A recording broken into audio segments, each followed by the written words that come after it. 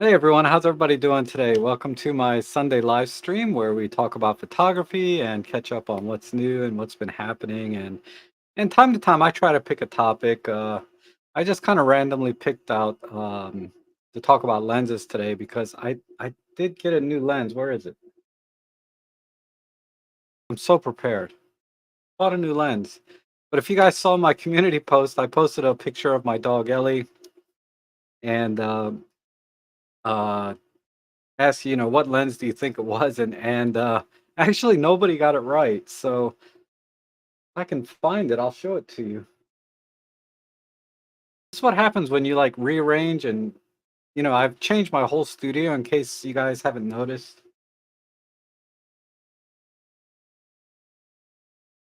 I can't believe it. It was right here. Oh, I know where it is. I'll be right back. Hold on. I got a new button too. Uh Here it is.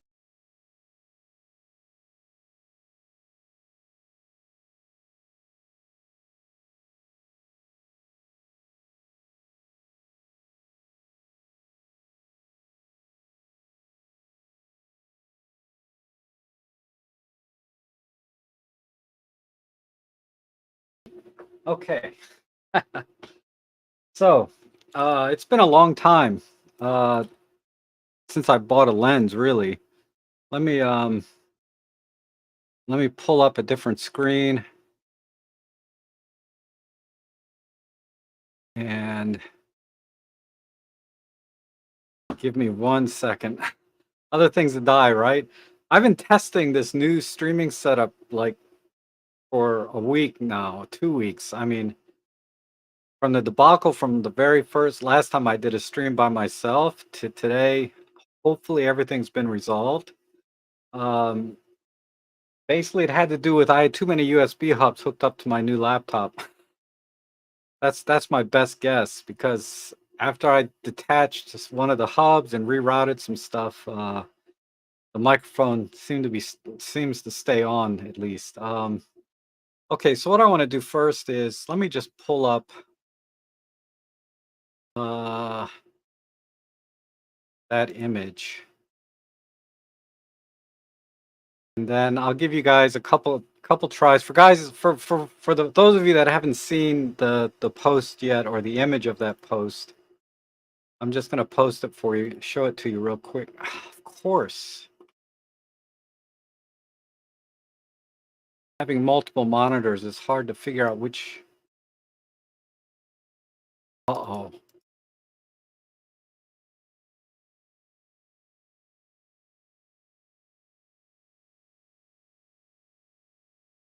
Okay, I got it.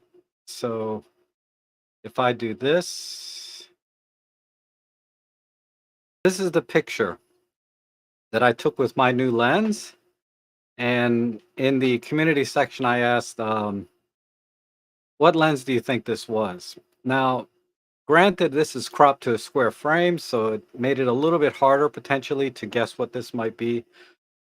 But clearly, it's a very fast aperture, right? Very fast aperture, and it's pretty sharp. I mean, it's not great. I'll get into that when I reveal the lens.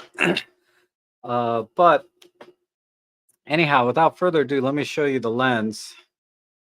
Um, it's right here. Okay.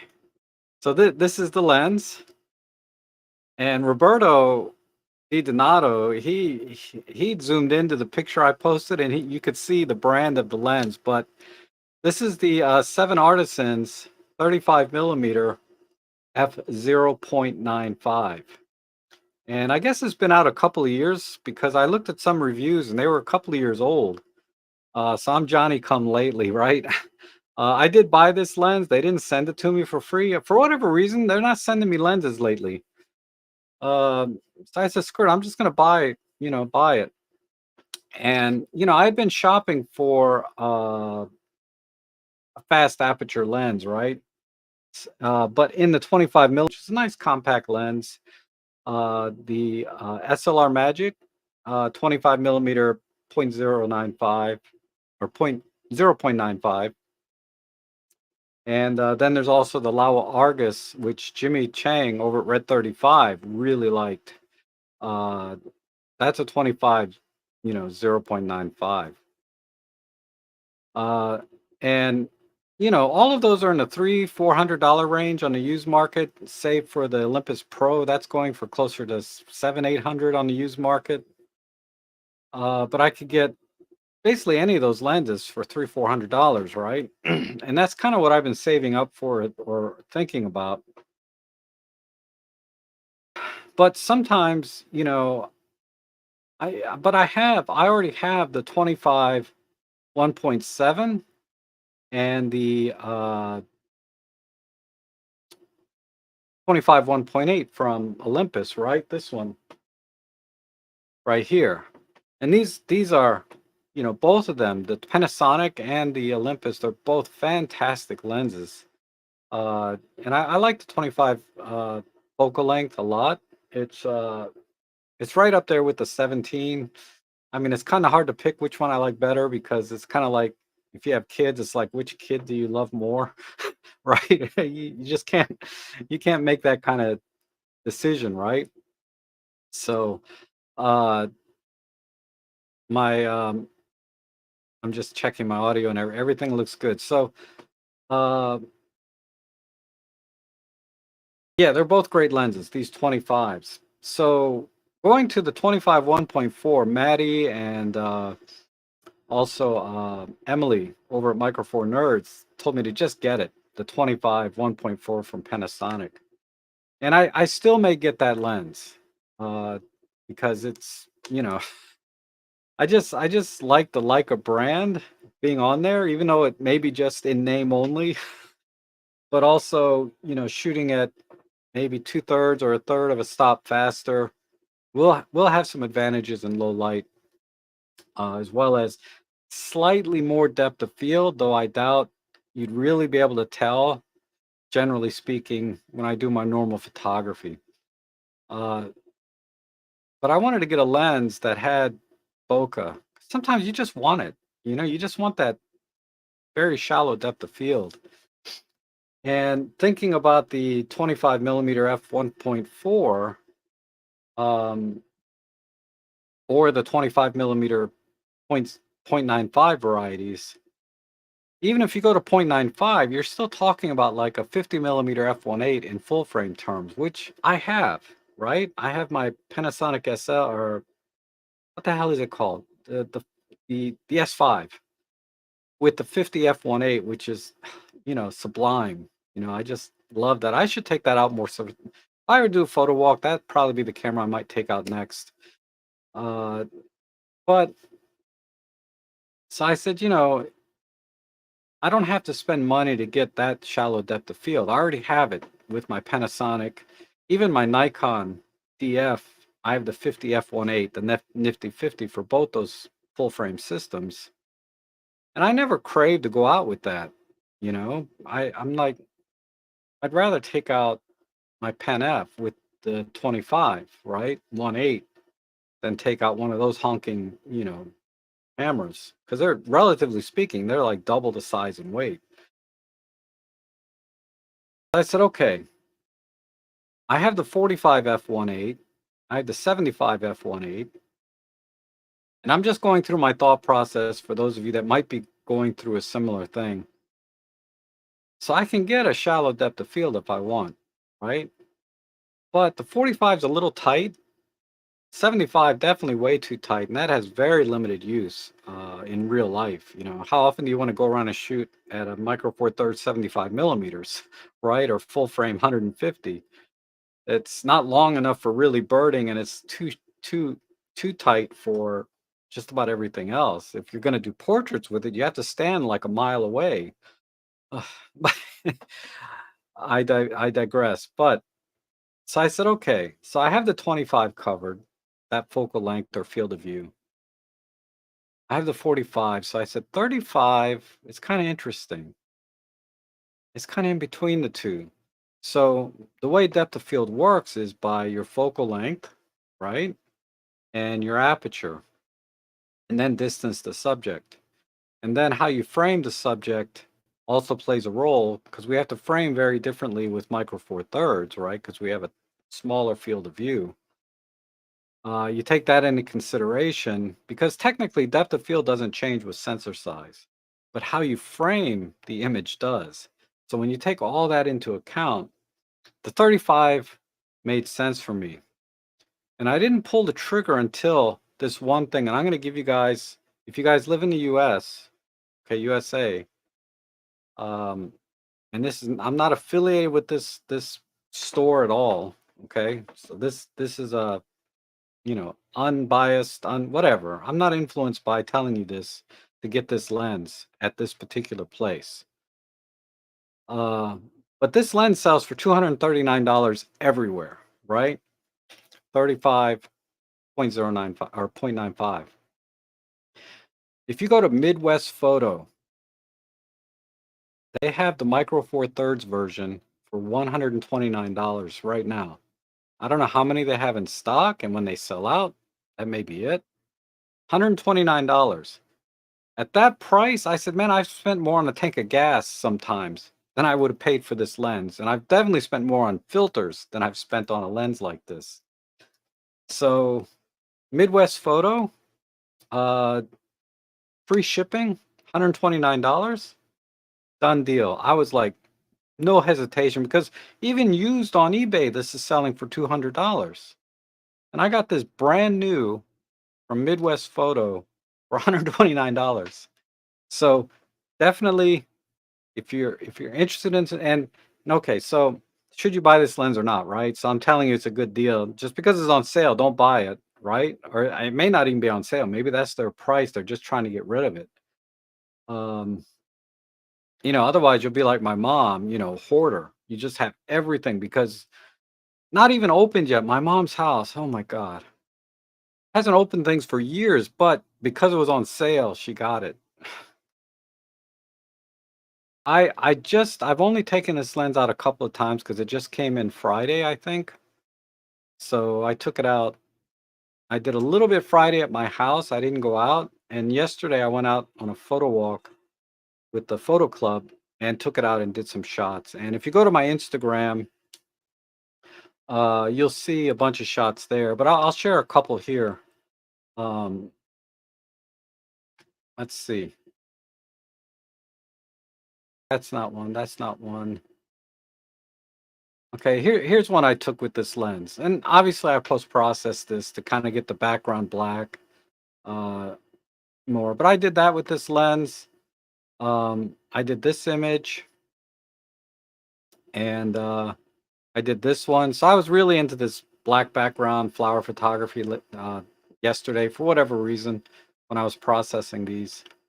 There's another one of Ellie, same thing. And when you nail focus, let's punch in, right?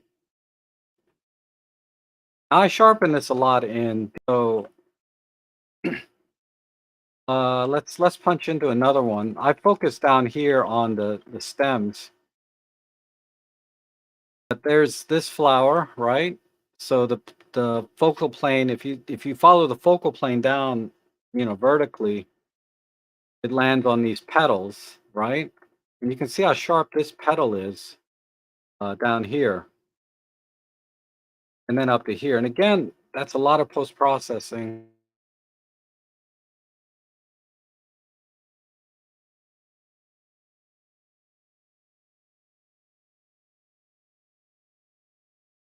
What's capable of this lens, and I'll talk about the sharpness a little bit more. But if you look up, say smile, but I didn't. I just kind of snuck a picture in. I'm not there yet. So anyhow, that is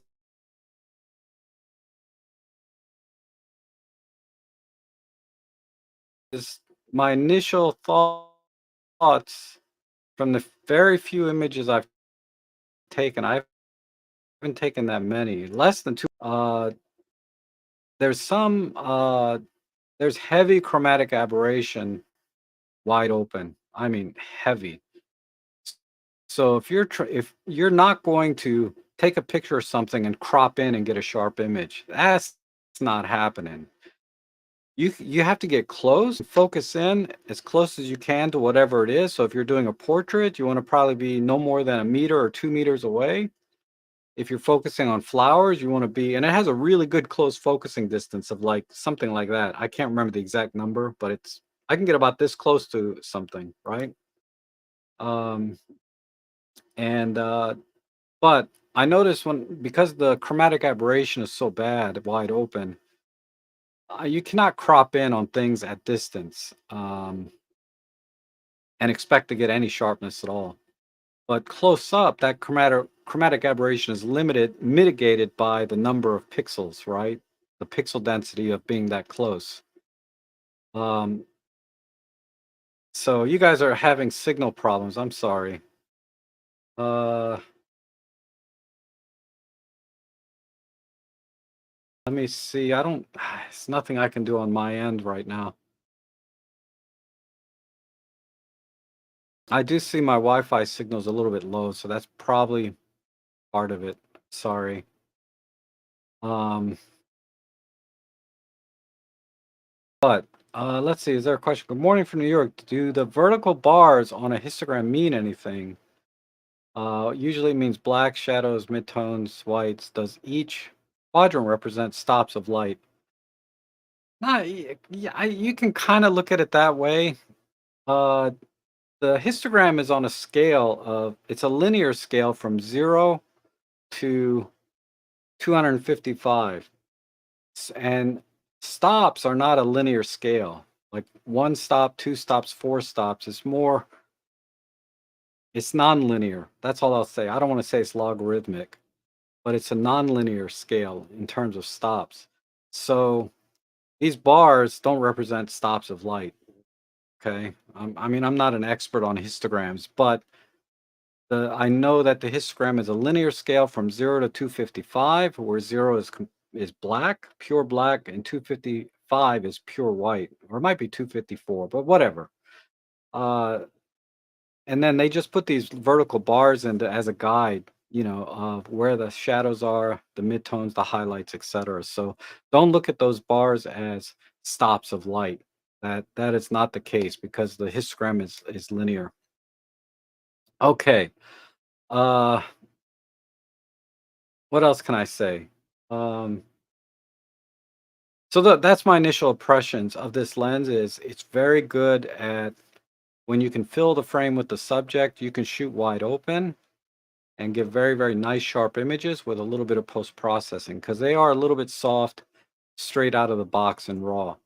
Uh, Stopping down to 1.4, f2, sharp as you'll probably ever need it. Any sharper, it not at this price, okay? $129, Midwest Photos. So uh, that's a completely uh,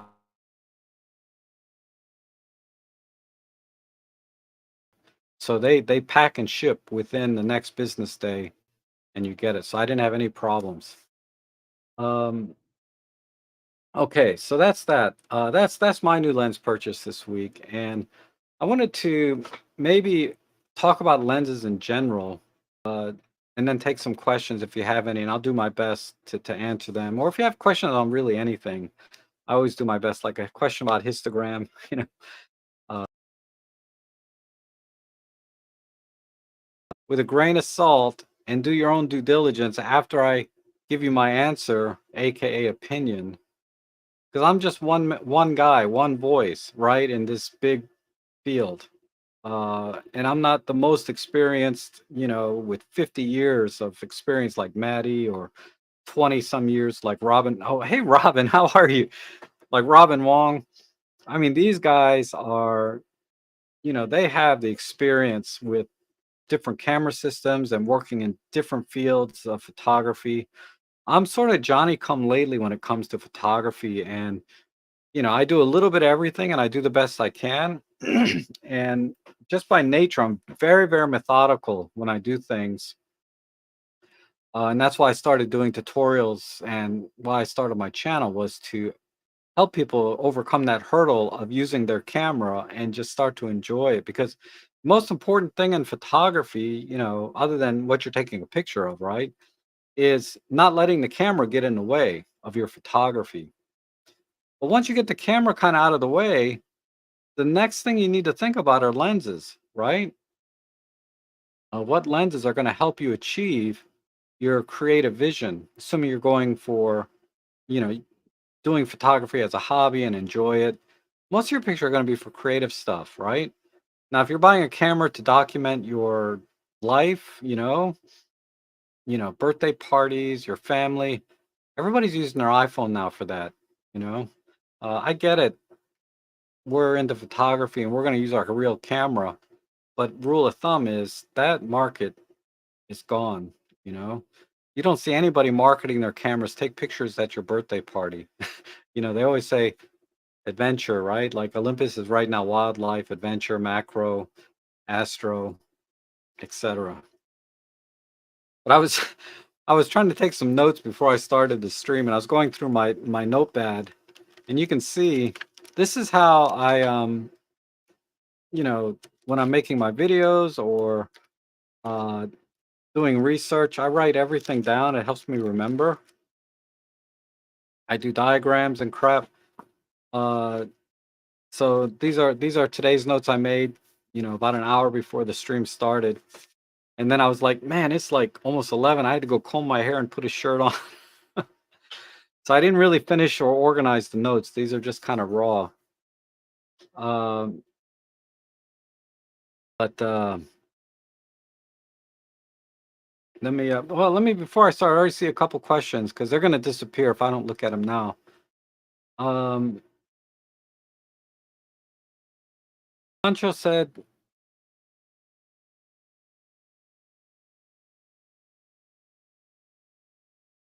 oh, thank you, Robin. Robin says my voice matters. I'm going to see. Okay, so I'll get to this because this is a mess. So you're not missing out by me not doing these notes first. Uh, so Pancho says, about your lens collection, do you find it helpful to do lens focusing tests on your lenses to determine the sharpest aperture or sweet spot? Not really. There's a lot of resource people have done that, so I'll research what other people have found. But generally speaking, I try to use the lenses wide open or at f4, f5.6 when I need depth of field. So sharpness, generally the lenses are pretty sharp across the board. If you buy an Olympus or OEM like Olympus Panasonic made for Micro Four Thirds, and I'll talk about that more, uh, your lenses are going to be pretty sharp across the board, whether it's kit lens, a pro lens, of course there's degrees of how good they are and different characteristics. But generally speaking, I don't worry about sharpness so much as what aperture do I need to achieve my creative vision, right? So do I want to shoot wide open, let in the most amount of light to get the lowest ISO? Not necessarily depth of field because Micro Four Thirds, that's an uphill battle, honestly, right?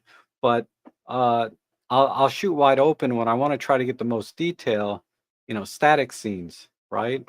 Like when I do architectural photography, and then I'll stop down for landscapes, right? Because I want that deeper depth of field. So knowing what the sharpest aperture is in your lens is kind of irrelevant to your creative process. And, I don't want to go around and shoot at f4, f5.6 all the time because then I might have to raise my ISO and then I'm going to lose detail. And then I'm like, well, now my picture is not as good as it could have been if I would have just shot at a lower ISO, and vice versa.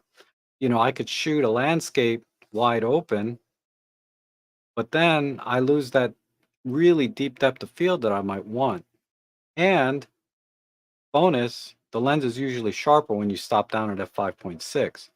But my main thing about shooting at higher aperture numbers like f5.6 is for that deeper depth of field, particularly like for my architectural photography. I don't want like the front of the face of the building to be tack sharp, and then I'm doing a 3/4 view and the sides are out of focus, right? I want everything to be in focus. So I don't do any testing like that on the lens. I do them for my video reviews sometimes because, that's my use case. Not everyone's use case is like me, right? Sometimes they just want the sharpest aperture all the time, and that's what they're going to use because maybe their photography is different, their application is different. I'm not, I like I said, there's so many different ways, genres in photography where for me personally, no, that's non-issue. Okay, the Great Vancini says, thinking about the 35 to 100, does Ali make a similar one? The closest thing Olympus has is the 40 to 150 f2.8 Pro, and that's a much bigger lens, but you get more reach and you get closer focusing ability. So if you like to do close-up photography, the Olympus is going to serve you better. Uh, I don't know exactly what the difference in magnification is, but it's pretty significant. But I think in terms of sharpness and uh, light gathering ability, they're exactly the same, but the key difference being is you get that extra 50 millimeters with the Olympus and that close focusing ability. It's not a lens that I own because I'm quite content with my kit lens, the 40 to 150 f4 to 5.6. This lens is such a bargain. Um, but let me make sure. So does Ali make it? So that's the closest thing that Olympus has to, there's also the 40 to 150 f4, which is more compact, closer to the Panasonic's 35 to 100, but you're losing a stop of light. And depending on your application, that may or may not be a deal breaker.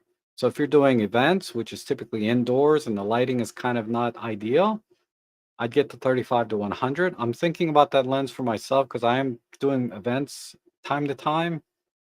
I've been able to kind of get by with this um, because of DxO and the noise reduction software. So this is DxO Photolab with the Prime, Deep Prime, has mitigated my need to get the 35 to 100 quite a bit. So that's why I haven't got it yet. But I think technically, in terms of sharpness and overall corner to corner sharpness, focusing speed, all of that, and the ability to use additional features in your Olympus camera, if you're using Olympus, okay, like focus stacking.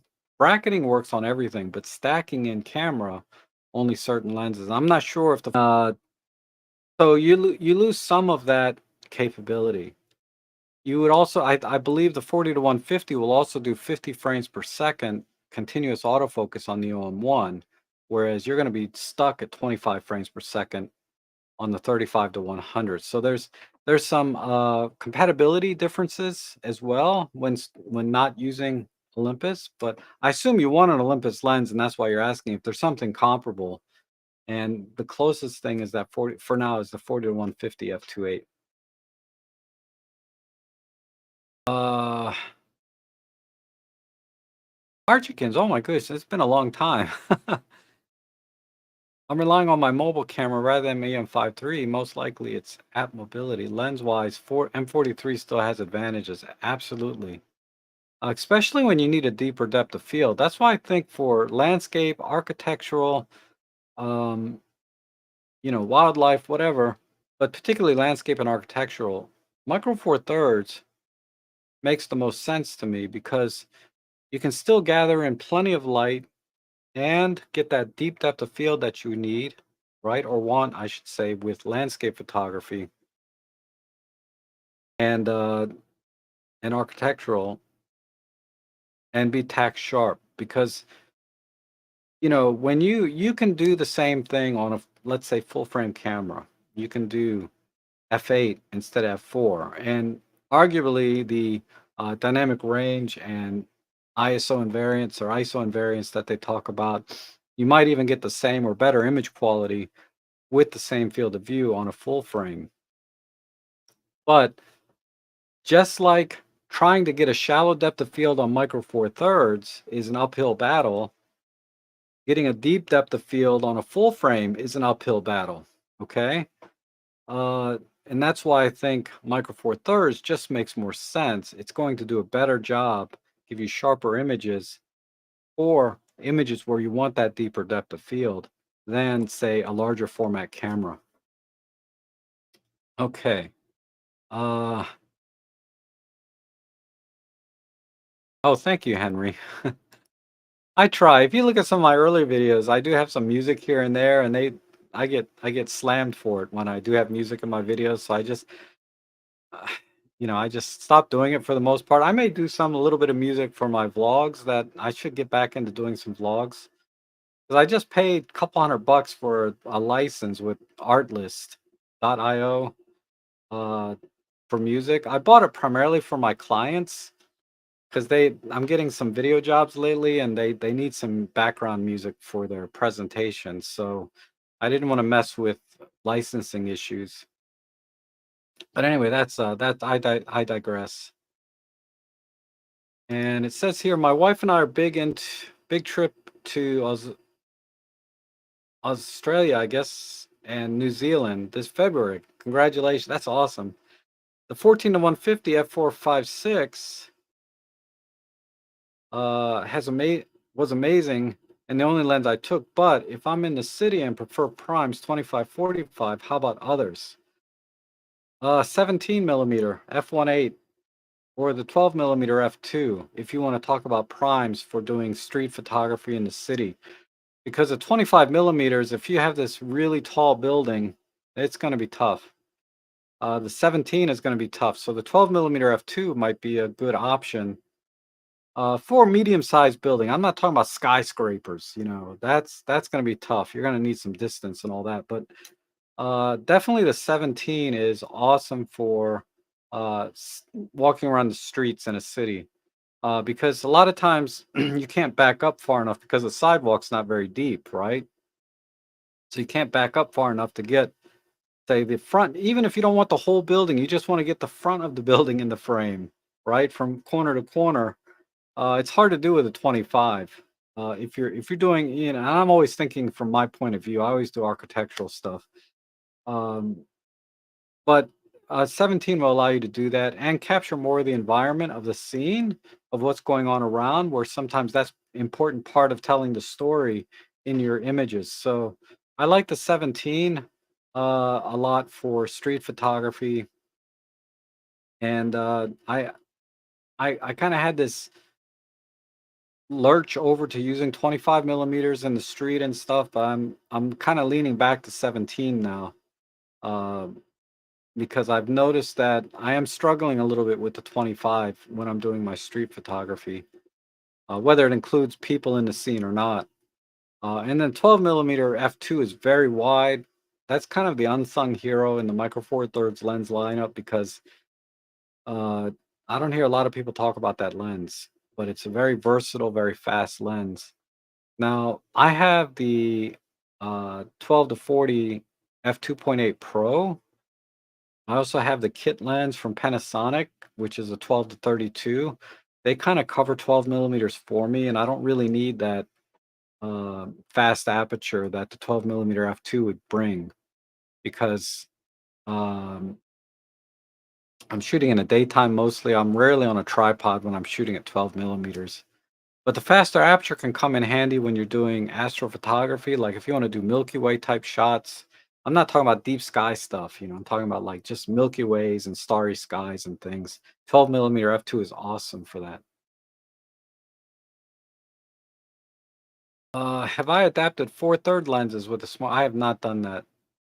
I heard it works fine if you buy the original Olympus adapter for 4/3 lenses to Micro Four Thirds, but I have not. Um, and I'm not familiar with Wilmington, Delaware at all. Sorry.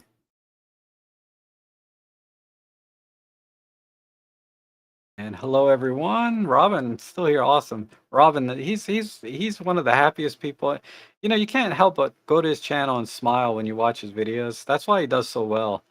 You know, he could talk about nothing but just smile, and you would watch him. Because that enthusiasm for photography is contagious, right? Um,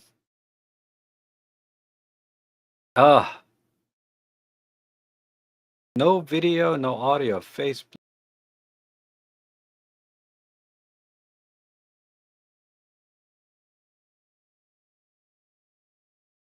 I mean, keep going here.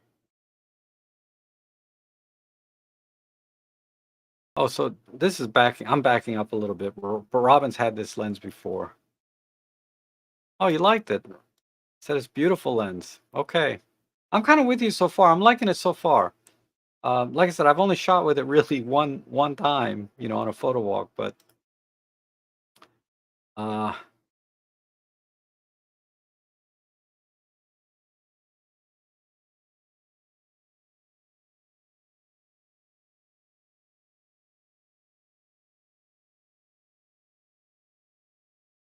I'm so sorry about the signal. Hopefully, it's better now. I don't know.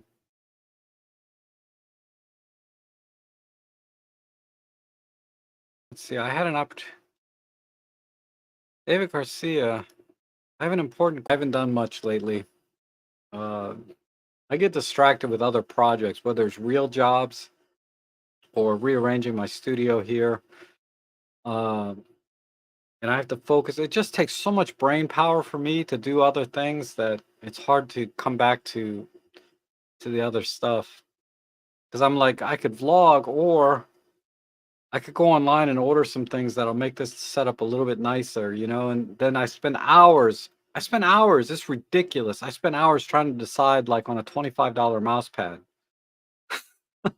It's like, well, this mouse pad is 1 inch smaller this way. This mouse pad is a felt. This one is a cloth. This You wouldn't believe the market for mouse pads. It's crazy. There's about as many different kinds of mouse pads as there are lenses in Olympus. I'm telling you. But I got it down to where I just kind of bought the same thing I did last time. I got this mouse pad as a gift. This other one, I'll show you. I love this mouse pad. It's so photography related, right? This is a great mouse pad. I love this. Because while I'm online shopping, I look at this mouse pad and I'm like, I'm doing the same pose position as him when I'm looking at the mouse pad. It's just kind of uh, ironic, not ironic, but John Truman is here. Oh my goodness, how you doing, John?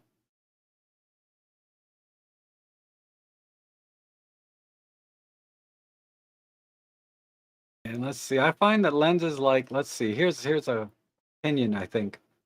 Uh, I find that lenses like the 45 1.2 Pro and even the 1.8, there is plenty of background blur. Personally, I find these modern portraits soup like bokeh, unrealistic and unpleasant. Well, I don't disagree with you, but I think as photographers, that would be doing portraits, like we kind of get jaded by these super creamy, smooth backgrounds, right? To where we're like, this again, really? You can't be more creative. You can't tell more story. You can't use the background. You know what I mean? So I get it. I think to uh, people just getting their portraits taken for the first time, they might be, wow, because they can't do that with their iPhone, for example, right? They can try with the fake bokeh stuff, but um, I agree with you though that I think the a lot of people on YouTube, you know, keep talking about the bokeh quality, how smooth and creamy it is, and how much they can get at a short distance. I mean, sometimes you just want it, like that's why I got this lens. Sometimes I just want a little more separation, right? But most of the time, it doesn't add any value to your image. It may even take away some value of your image if you're completely blow out the background. And there's a place for it depending on what you're shooting. But yeah, the 1.2, the 1.8, I get plenty depth of field that I would ever need.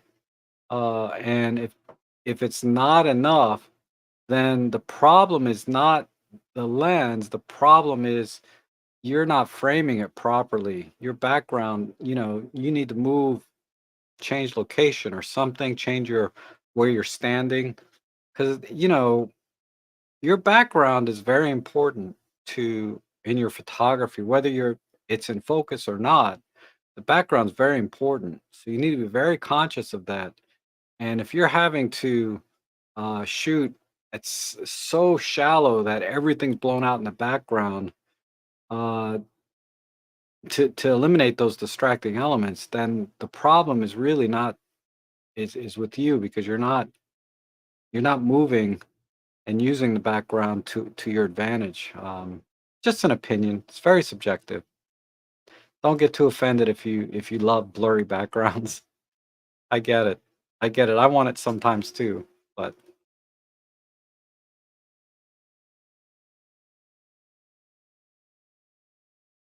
oh,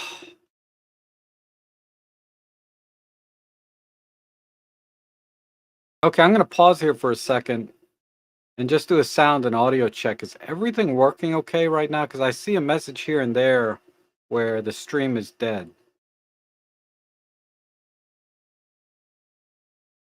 I'll wait. That's me. I'm really good at not moving. Right? You get good at this as a YouTuber because sometimes you have to do cuts and you want to be able to cut back to the same spot, right? Without making it look like you have a cut.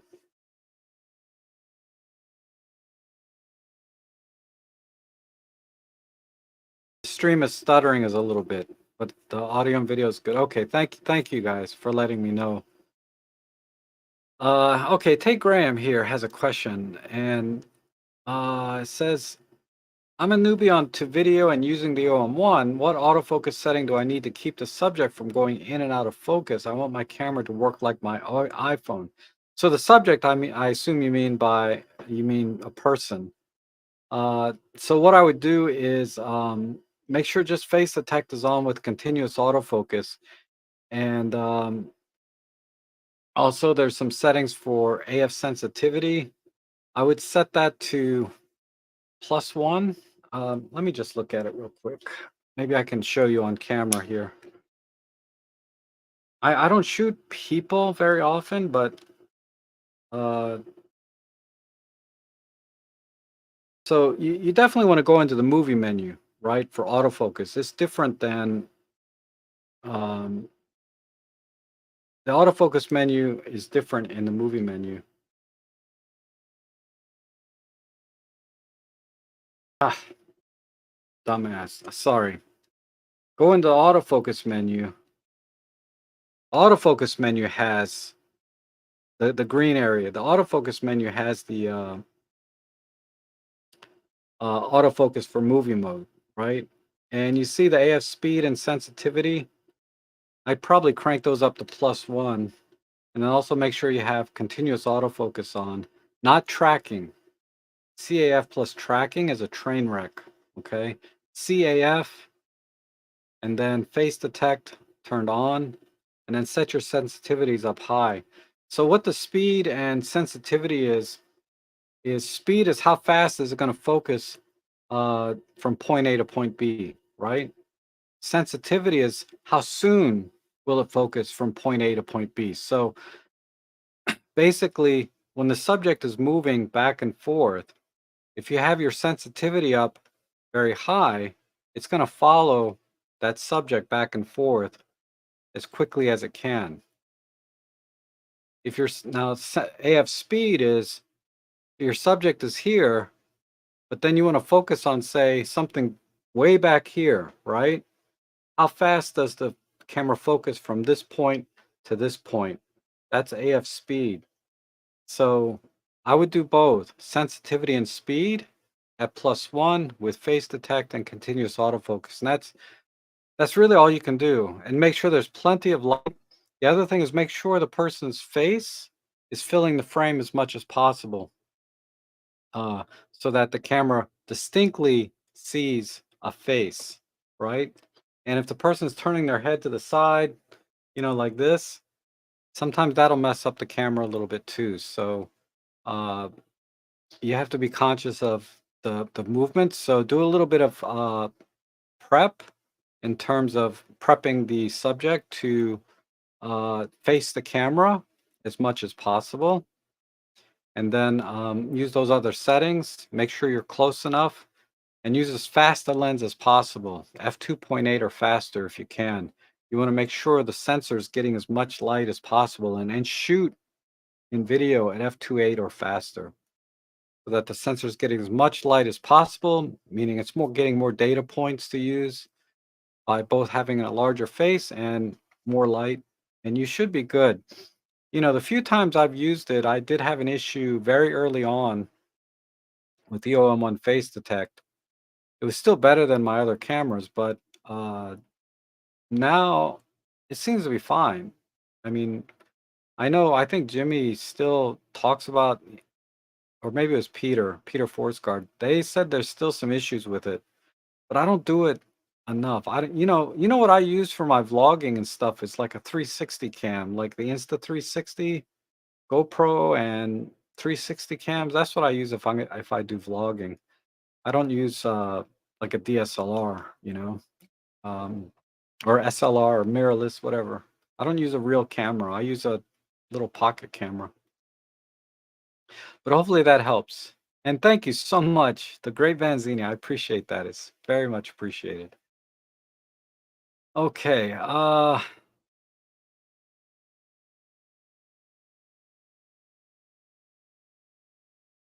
And Anthony says, and I think Anthony, you're the one that sent me an email recently about doing a poll. I'll talk about that in the next stream, maybe next month. But I'll try and put something up in the community section about what people are looking for. Um, but essentially, what Anthony wants is two versions, right? He wants a sort of a low light monster type Olympus camera, and then he wants a high megapixel camera for doing landscapes and stuff. And then, these two would be your two main cameras, each kind of purpose built for different things, right? Uh, and I'm quite content with kind of middle of the road 20 megapixels. More is always better, but at the at the cost of image quality, I don't know. Like, pixel noise and other things. Because going back to lenses, let me go back to lenses here for a minute. Uh, oh, I'm sorry, Tate, elaborate a little bit. Not people, but doing butterflies. Um, yeah, that's tough. That'd be tough, really. Um, I think that the AF settings for sensitivity and speed still apply. Continuous autofocus without tracking. But then what I would do is I would turn on either bird detect for video. So you have subject detect autofocus, which is in combination with continuous autofocus. Try turning on bird detect or animal detect, but bird detect might be more reliable for that. That's your best bet. I haven't tried that, but I definitely know the other two settings I told you. You definitely want it plus one and +1 instead of the -1 that you saw. Um,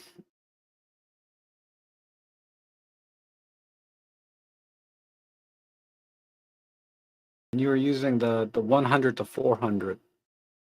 Wow. Okay. So that lens is a little bit um that's a tough lens to focus with on a butterfly. And I say that uh because it's a little bit slower aperture, right? You're not going to get f2.8 or f2. You're going to be closer to f5.6 or even something. So there's a lot of challenges inherent with that. Because once you kind of get to f8, particularly in video, because video stops the lens down hard. You get a hard stop in video at f8. When you're shooting regular still photography, the lens is wide open all the time, and it only closes down when it takes the picture. But in video, it's a hard stop. It comes down as you're recording. So that's the other part of the problem is you're not getting enough light into the sensor. Yeah, it's a lot of challenges there. Um, And then this one is 16 megapixel. I can tell you, let me show you a picture. We'll get into lenses here now. I'll get my notes out. Where is it?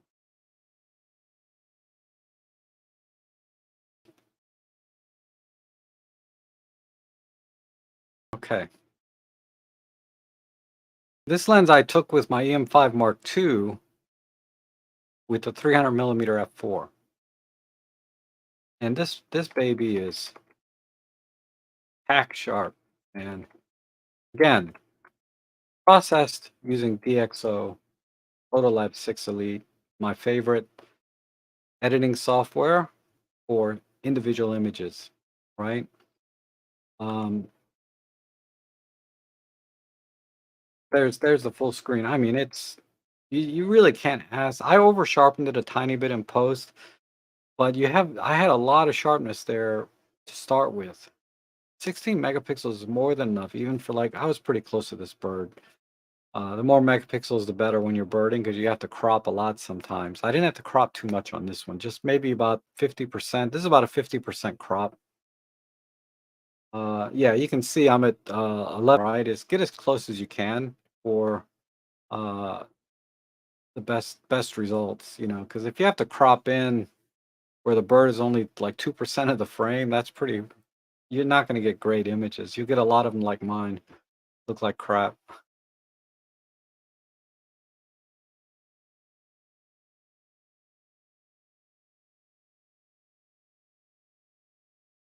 Okay.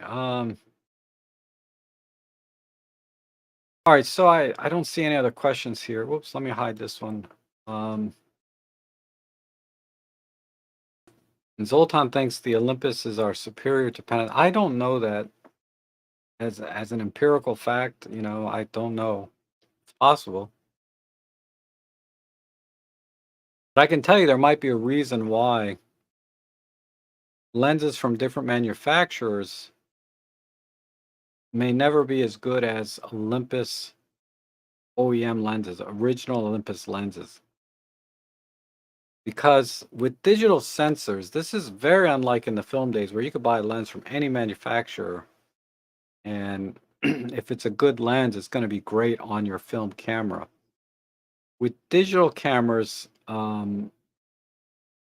there's a couple of things that come into play, right? For image quality is and a lot of it probably 90%, well, let's say 80%. 80% of it has to do with the lens correction being done in the camera, right?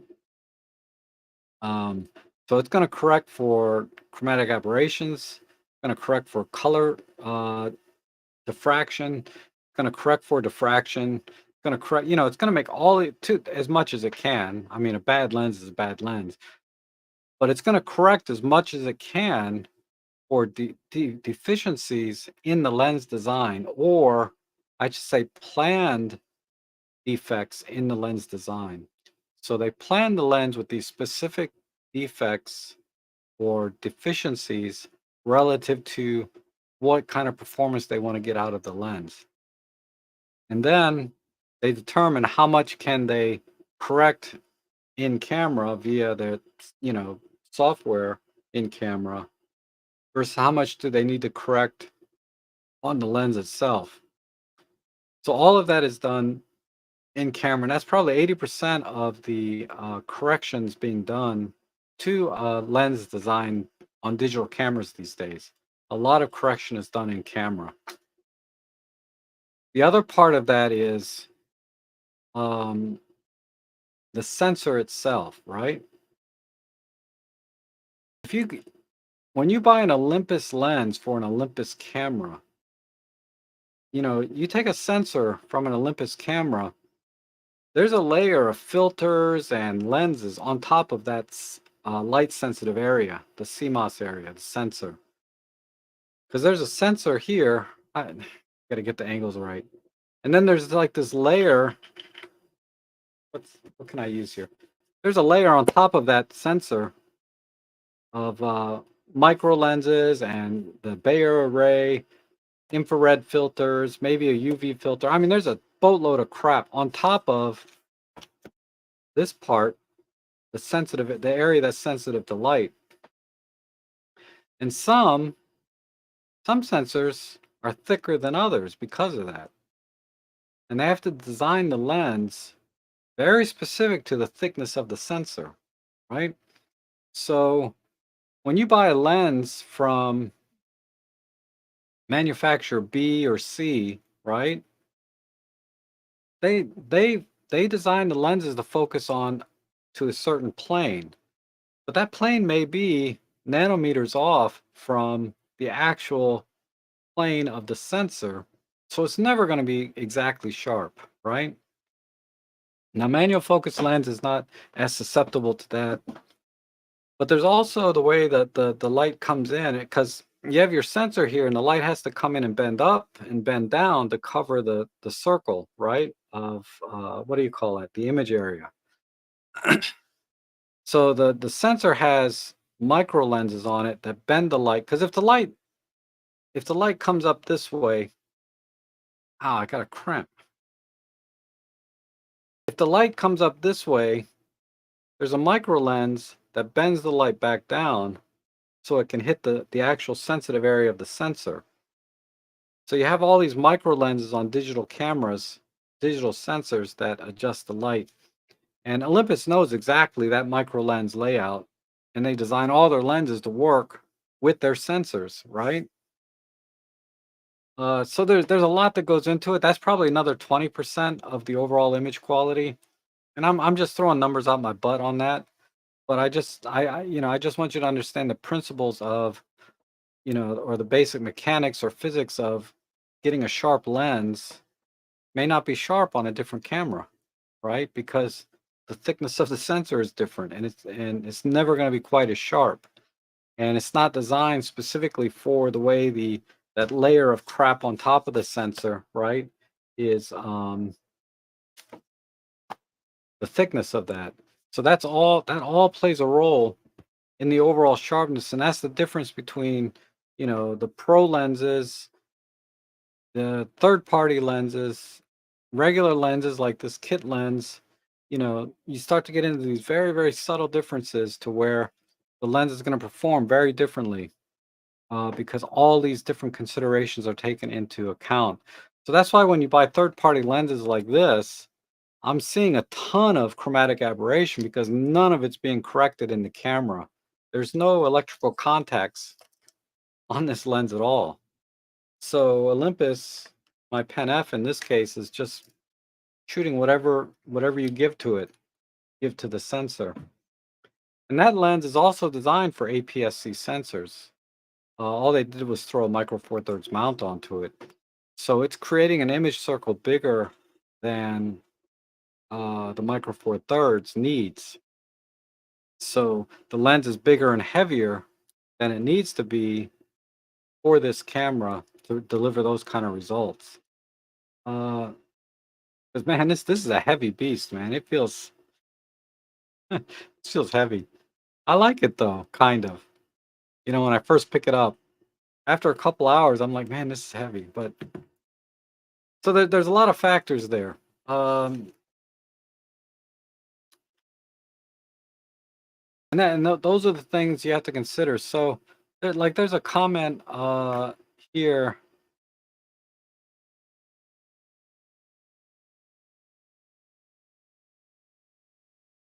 Zuiko lens is faster with Ollie than Annie. Yeah, that's true. I've noticed, particularly with the contrast detect systems, when I put my Panasonic lenses on my contrast detect systems, like my EM5 Mark II or my EM10 Mark II, autofocus is a little bit slower for whatever reason. And there's some technical issues there. So I always recommend, if you're going to buy major brand Panasonic or Olympus, buy Olympus for Olympus and Panasonic for Panasonic, and you will have the maximum capability, or maximum compatibility in terms of feature sets and, potentially even image quality, right? Could be better. Uh, that's a that I think we're kind of splitting hairs. I don't think in practice anyone really in a blind test could probably say, yeah, that's Panasonic, that's Olympus. But um, generally speaking, because of all these factors I've talked about, always try to get Olympus for Olympus, Panasonic for Panasonic. And then with third party lenses like this thing, this is a lens designed for everything. They have it in Sony E mount, Nikon Z mount, Canon R mount. They have it in Micro Four Thirds. They have it in Fujifilm. So this comes in everything. And every sensor is different.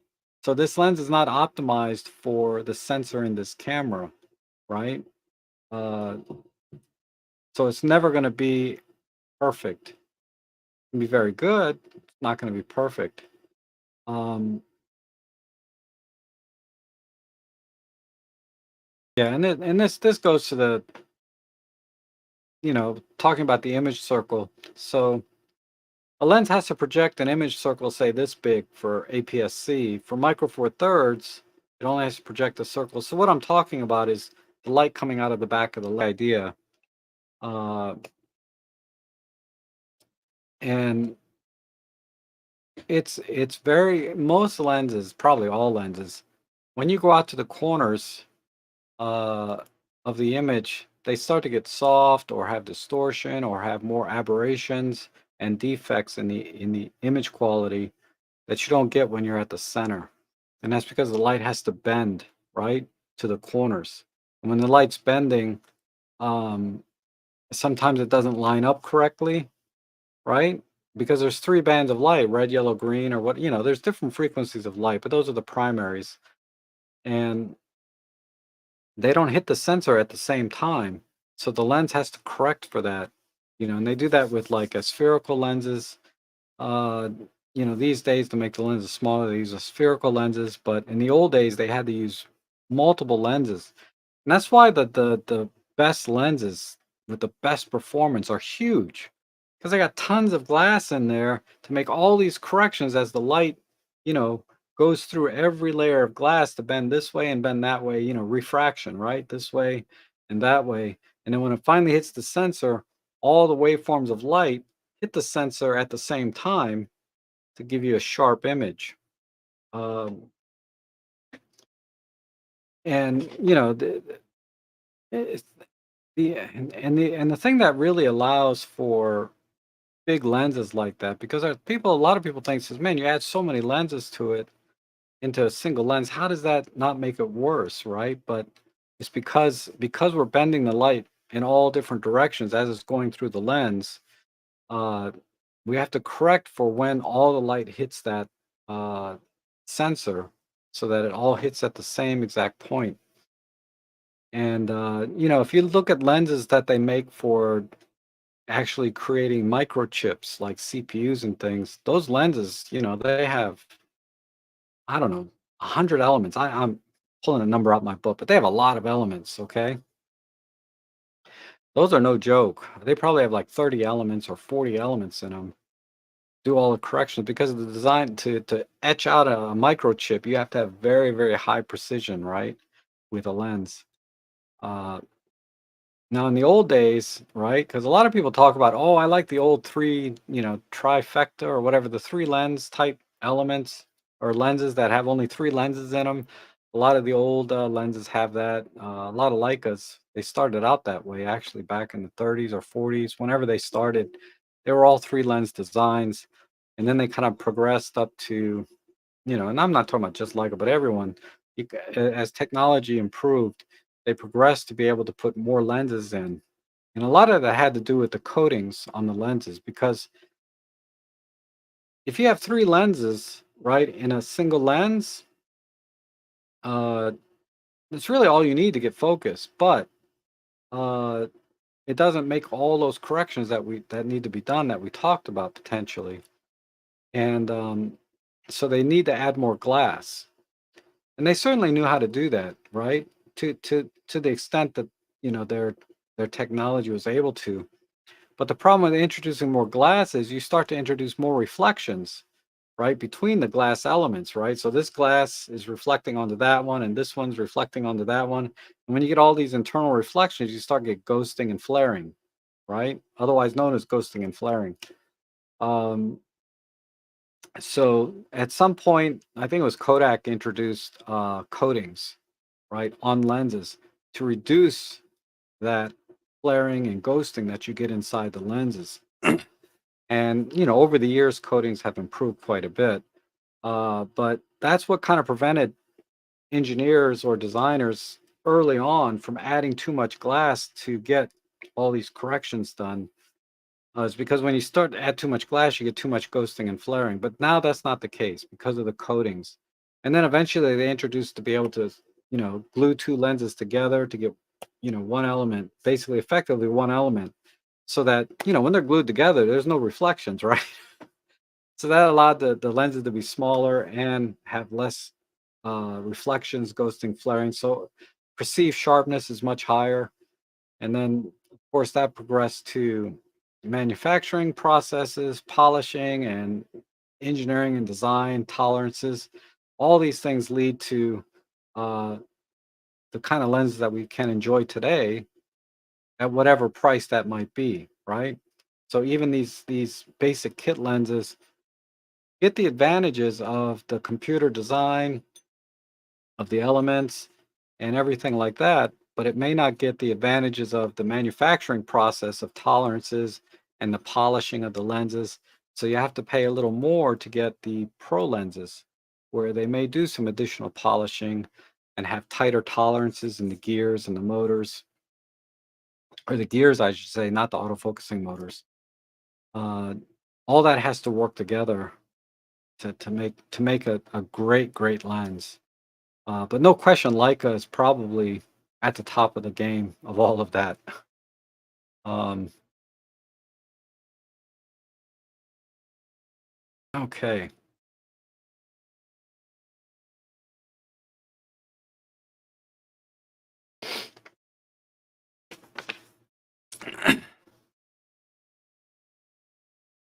And let me go back and see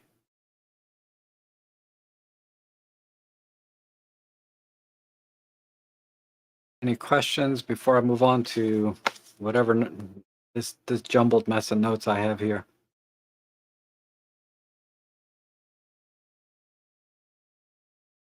Lenses are designed for API. Okay, that was my last one. What frame rate should I use in video to have it look like an old movie film, like over 100 years ago? That's jumpy. Um, that's a good question.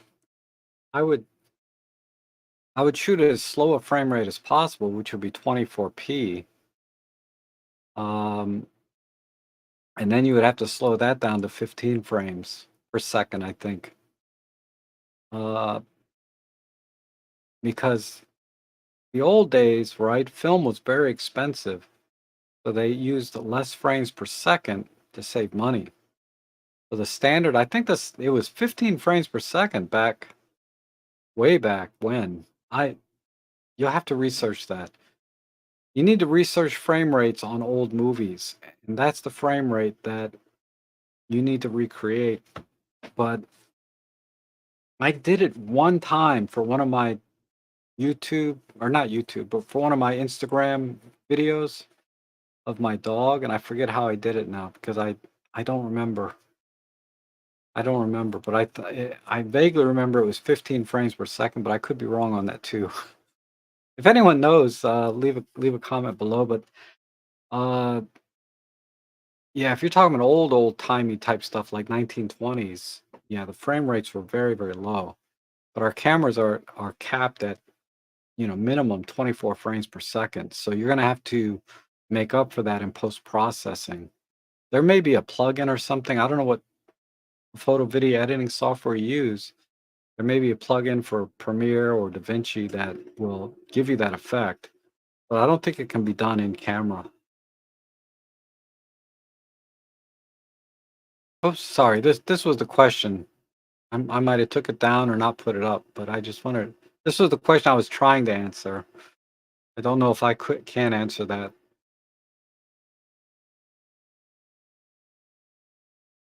These would be interesting lenses. A 50 to 200 2.8. That's interesting. I think Panasonic has a similar lens now,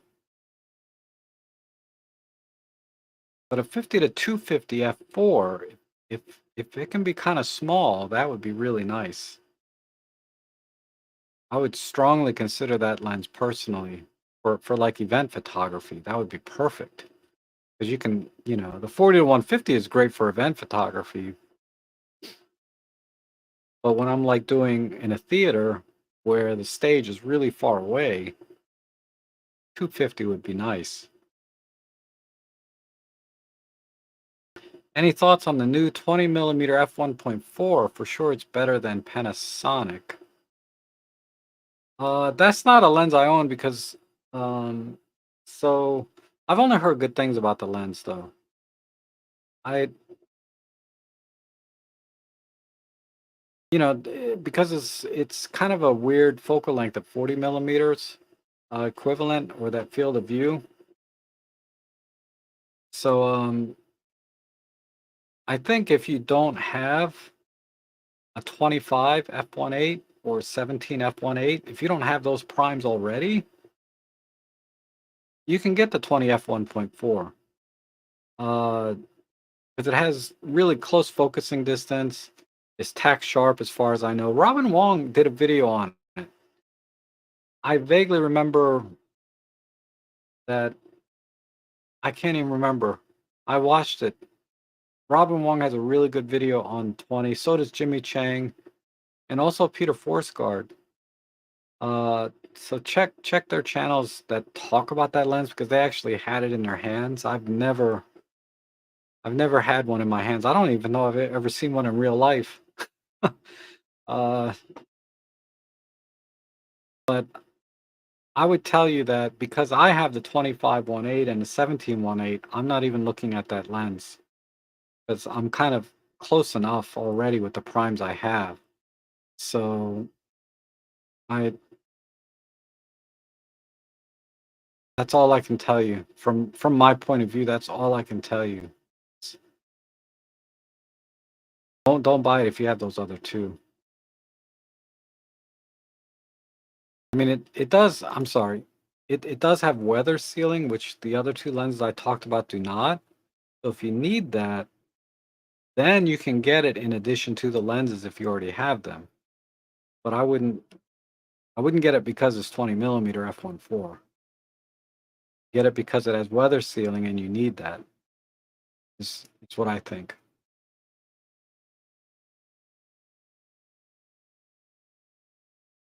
Yeah, those are amazing. Carl Zeiss lenses. And I've heard of the West Star, but or We Star. I don't know how to pronounce that. But I've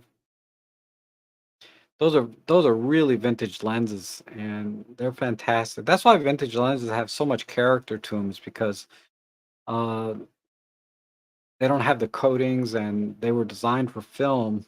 So it's hitting the sensor plane a little bit differently than it would hit the sensor plane of a digital camera, or it's hitting the digital camera sensor differently than it did with film because film was sensitive across the board, right? No matter where the light hit it, and regardless of the angle that the light hit it, it didn't matter because it was 100% sensitive.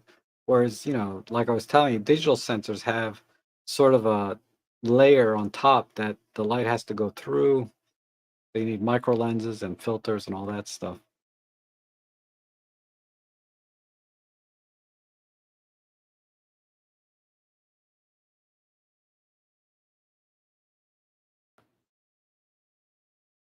Yeah, just to quickly diverge off lenses for a minute, I don't know.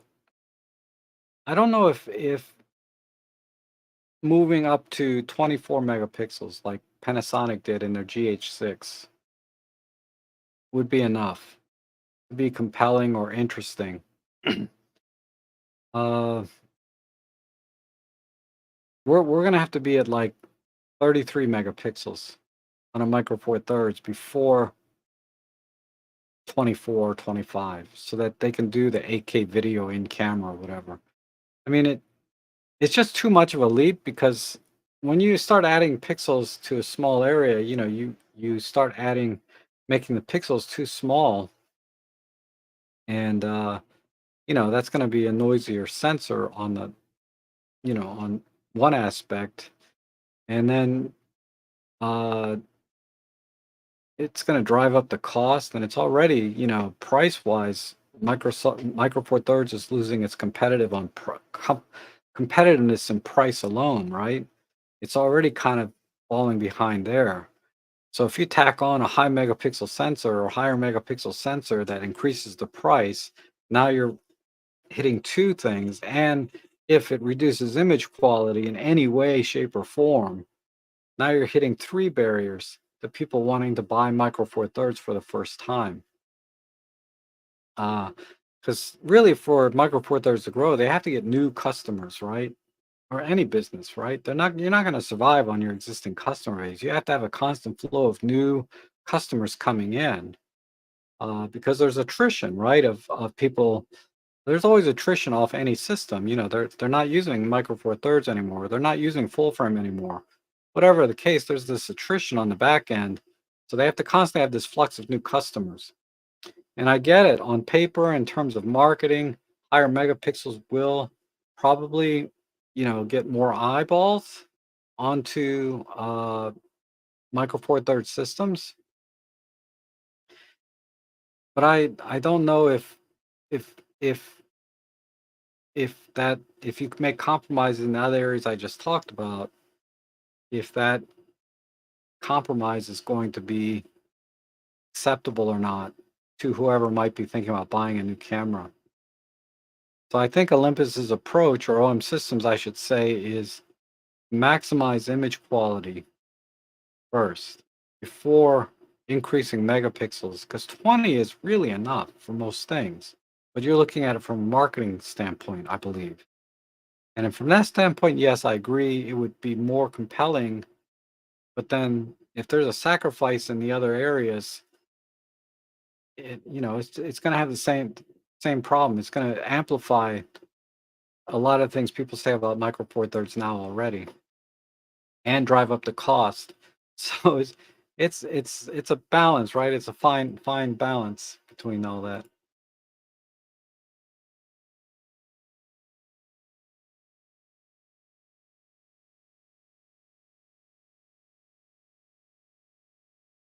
Yeah, I have no idea, Philip.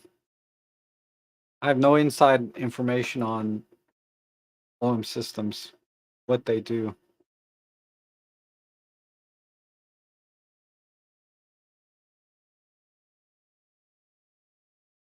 This makes sense to me from our earlier conversation. 15 frames and speeding it up to 24, but we can't record at 15 to begin with. Is challenge, right? I think what you're saying is we're watching 15 frames per second at 24, and that's why it looks the way it does. Yeah, I'm just not a video buff in that sense, not a vintage video buff.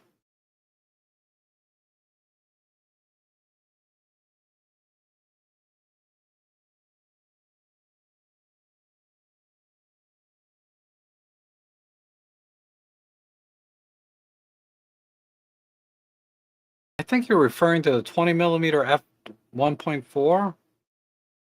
I think I saw that video. Peter said that, yeah, on his OM5, the 20 millimeter 1.4 is just glued to his lens. I remember watching that. You're right. Voigtlander Prime. So they have what, the 17 and the 25, I think? 0.95. Yeah, those would be nice. They're huge and heavy though, right? The Voigtlander 0.95 was definitely on my short list, but that was closer to the $600 range. So I said, I think I saw one used for like 400. So I was like, it kind of brought it back into the game. But then I was thinking, if I'm going to get a 25, I don't know. Anyway, I talked about that already. How many megapixel sensors do the majority of Micro Four Thirds want and see? You stack sensor on the OM1.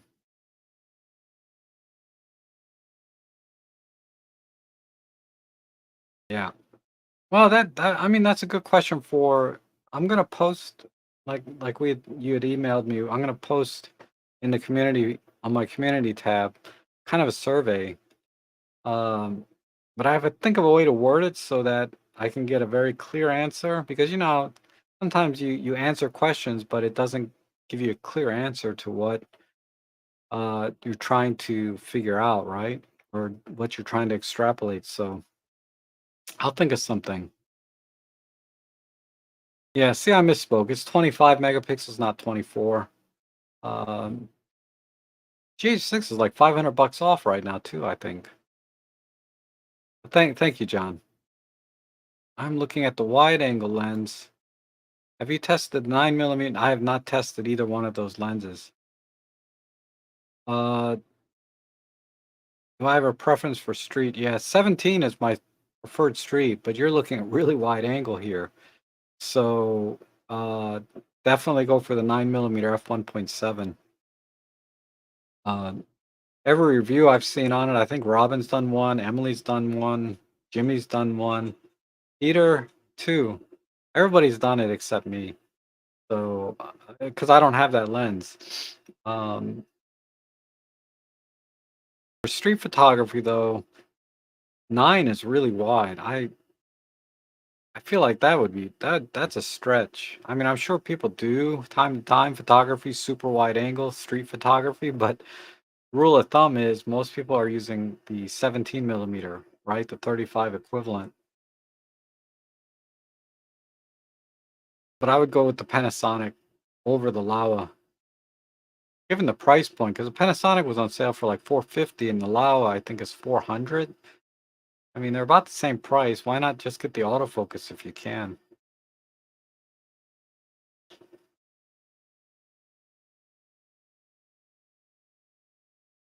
And my local camera store has good price on the used EM1X, but I'd be better getting the OM1 with the battery pack instead of going backwards to the EM1X. I mean, short answer is yes. OM1 is vastly superior to the EM1X, in my opinion, for birding and wildlife. For everyday photography, portraits, landscape, architecture, EM1X is perfectly fine, you know? And even for birding X outperforms, say, the EM1 Mark III, but it doesn't hold a candle to the OM1. And I have tried the M1 Mark III and the OM1 virtually side by side, same lens setup. And I got much better results with the OM1 for me. That's not to say that a skilled bird photographer or skilled photographer in general could not get the same results with an EM1X as they could with the OM1. But for me, I was able to get better results with the OM1 with the skill set that I have because birding and wildlife photography is like, again, 80% skill set, 20% camera.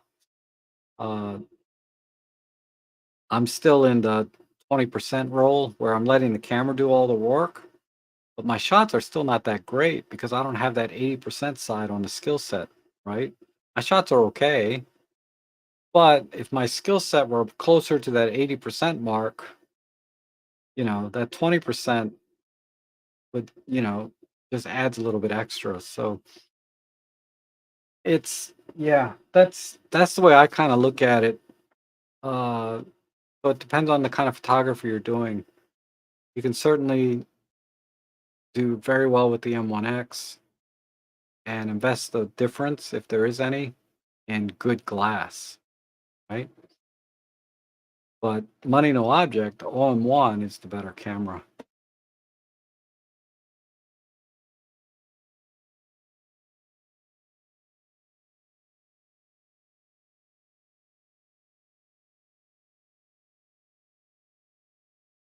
I think Metabones makes one.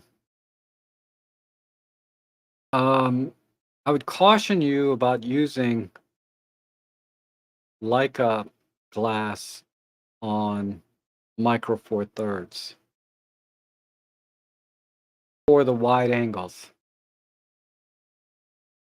I can't remember where I've heard this, but the wide angle lenses from Leica, the wider angles, they're great on a Leica camera because they were designed for the Leica sensor, but not so much on other cameras that may have thicker sensors. Now, I don't know. I've never tried it myself, but I'm pretty sure Metabones, they're like $100. They're the best. Let me just look.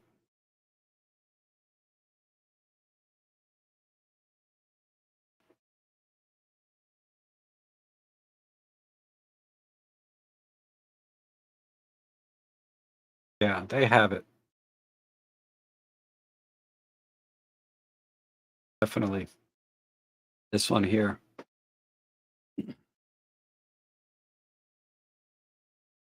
I mean, I would just get the best that you can, right?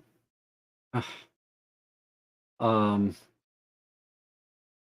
since you're using Leica glass, because it's very important with Leica glass to get the most out of them to, and really any lens, but if you're going to spend money on a Leica glass, you need to spend some money on a good adapter because the mounting is extremely important. And that precision mounting, the precision and accuracy of that mount, very critical to getting the most out of that Leica glass. Okay. Uh,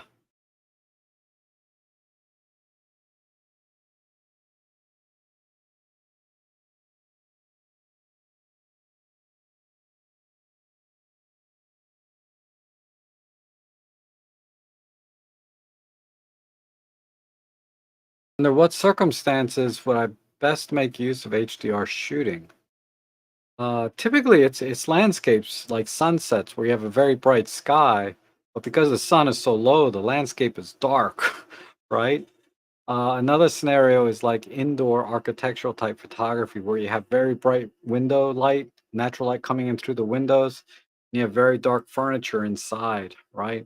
So anywhere where there's a stark contrast between uh, lighting in the same frame, that's when HDR makes sense.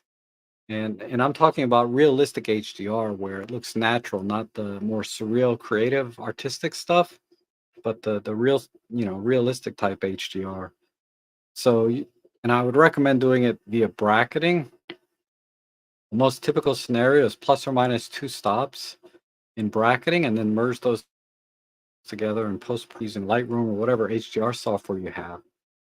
Uh, for more high dynamic range scenes, I haven't really tried this myself too much because, I fail every time I try, but sometimes, we're talking about 10 stops difference, 20 stops, whatever, some ridiculous amount where there's no way for me to blend extremely high, bright skies with very dark foregrounds, for example, and make it look natural.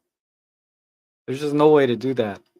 But if you can get within plus or minus two stops and get the scene to be reasonably uh, compressed within the range that you need to display the final image, uh, I think that's why plus or minus two stops is kind of the rule of thumb. But I've done plus or minus five stops before, and at that point, it's very hard to get it to look natural sometimes automatically. You can go in and blend yourself by doing layers in Photoshop and blend elements yourself. It's very, very time consuming. Um, but if you're going to do plus or minus five stops on your HDR, that's when I would recommend manually blending them in Photoshop or GIMP, whatever you can do layers with. And at that point, and then you can try to make it look natural. But plus or minus two stops, most HDR software can make that look very natural and look really good all on its own. Now the camera also has internal HDR, but I believe that creates a JPEG image. And I never got exactly what I wanted when I used the in-camera HDR. So I never use it because every time I take it, I'm like, well, I could have made a raw image and got almost the same thing. So I prefer to bracket and edit and post and create my own HDR.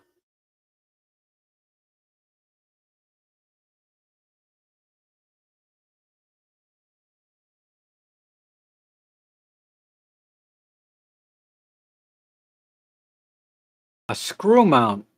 Oh, you're talking about really old Leica glass.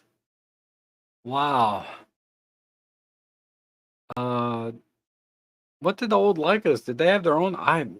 You're a little bit beyond my knowledge here now. I know there was M43 glass, like screw mount. Sorry, you've gone a little beyond my knowledge base here, or even speculative knowledge base. I have bought like M39 adapters to Micro Four Thirds.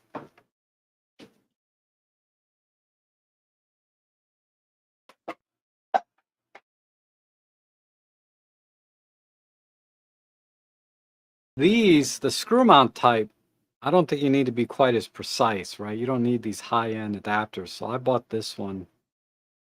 This is from Neewer. This is an M42 to M43. I don't know what screw mount Leica used.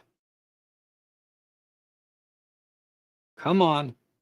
This is what I used for one of my screw mount. I only have like, I think I have two screw mount lenses. I never use them. But one was like an old projector lens uh, that fit in here. Yeah, 39. Okay. Yeah, sorry. I just used Neewer. I think this was like 15 or 20 bucks. So, try that. Uh, there's nothing I don't think you have to be anywhere near as precise with screw mount lenses because they're all threaded a little bit different. So, that's my guess. This has worked fine the couple times I used it, but I can't tell you long term how good this is. But there's no moving parts or anything. So I think you'll be okay with this one or this brand. Okay.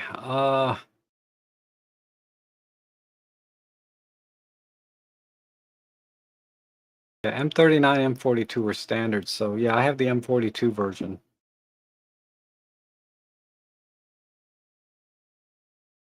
And John is confirming that screw mount M39 millimeter for old Leicas. Okay. That's good to know. I mean, I might try one because you can get those pretty cheap. The only problem with buying old glass is hard to find one that hasn't been got haze and fungus and beat up, right? I mean, they were great lenses, but getting one that's clear, optically clean is a little bit harder.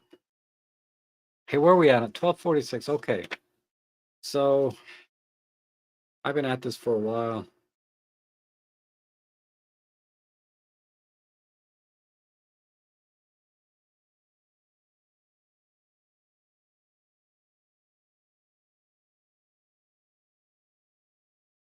I didn't really talk much about macro lenses, but uh, generally, okay, so let's talk about this one spec.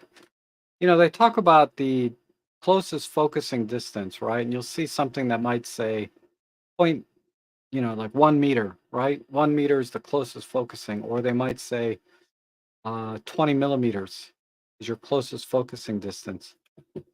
You have to be conscious that the closest focusing distance starts at the sensor plane, then you measure 20 millimeters out. So your working distance is a lot less usually because the front of the lens is going to stick out and take up a lot of that room. So I don't see too many places that publish working distance. So a lot of times I've had to calculate it myself. So if they say that the closest focusing distance is say 20 millimeters, I measure that out. Well, 20 millimeters is like this. My metric brain is not quite there. Let's just look at a real lens. Because this was one of the most confusing things. Um, or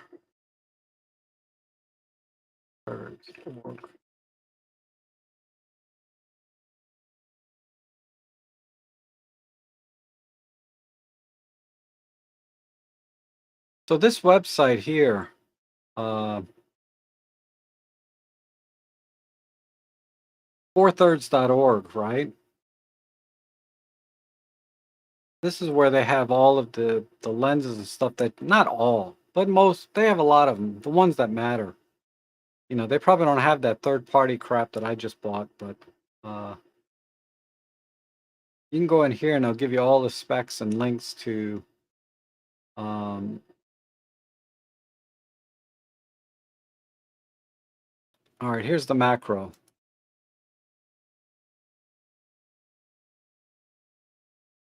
So closest focusing distance, right? 0.19 meters. So they're talking about from here, from the sensor plane here in the camera out to about here. So your working distance is actually much smaller, right? Just be conscious of that when you're looking at that. Um, I remember that's what I had on my notes. That's one thing I wanted to mention. Um, and I lost my mouse. Here it is.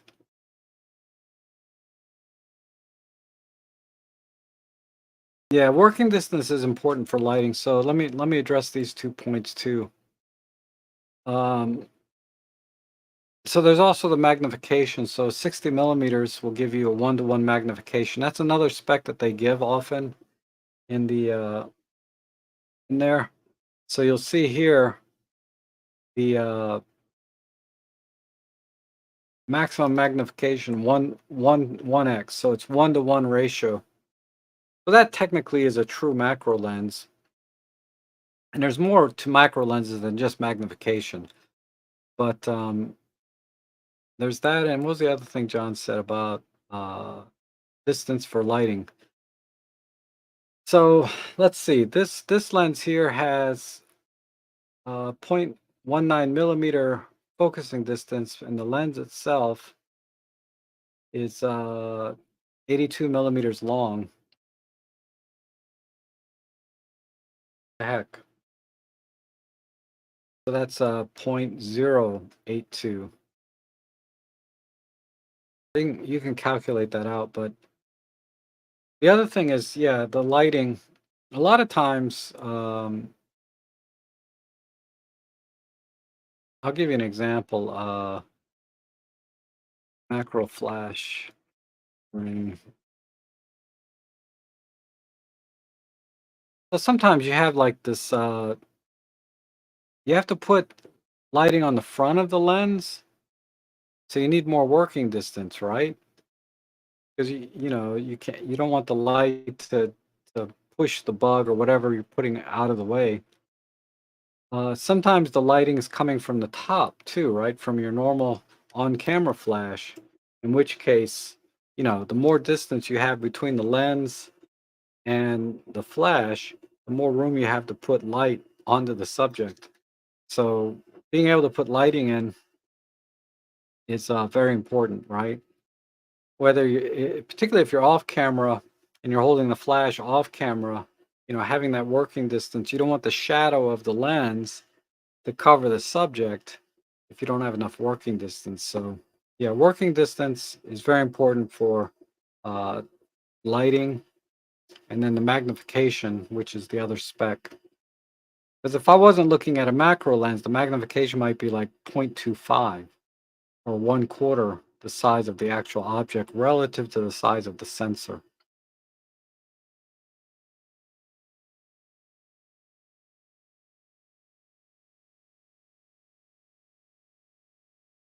Yeah, the 12 to 40 is definitely, you can get very close. It has a very close focusing distance, right? Um,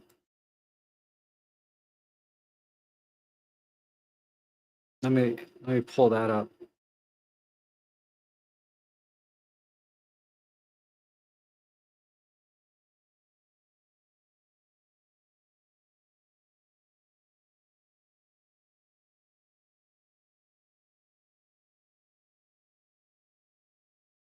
So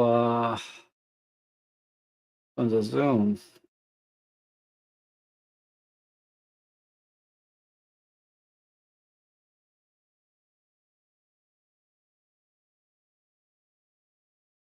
This has a close focusing of 0.2 meters, magnification 0.11 on the tele end, on the wide end 0.3. So actually, with the 12 to 40, when you shoot wider, that allows you to get the lens even closer to your subject, it looks like.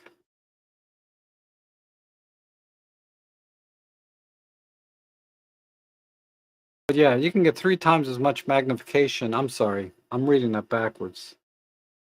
What's confusing is they put the 35 equivalent on this side, so it's throwing me off.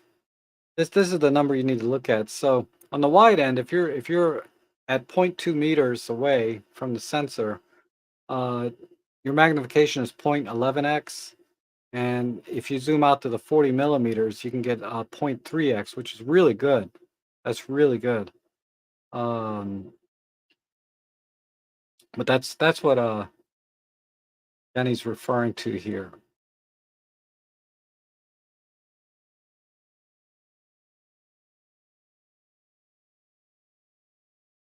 Yeah, and that's definitely true. Not all lenses support stacking, so all lenses will support bracketing, but not stacking necessarily. So definitely double check that before you and if you just Google lenses compatible with Olympus stacking, it'll take you right to their website with that page.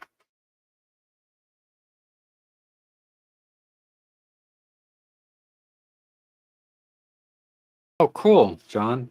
You got the in-camera focus stacking working. Um, yeah, it's pretty cool. I do it sometimes, not very often.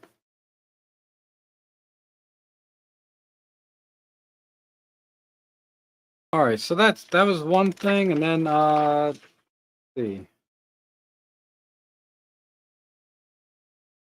Oh, the other thing is some lenses you can use the teleconverters, like the 1.4 or 2x teleconverters. Not all lenses are compatible with that. So if you're looking at doubling the magnification, like getting the 2x teleconverter, make sure that your lens is compatible with that. Like right now, I think the uh, 40 to 150 f2.8 Pro lens, you can use like one of these teleconverters. But the 40 to 150 f4, you cannot use the teleconverter. So it's very important you check that. Um,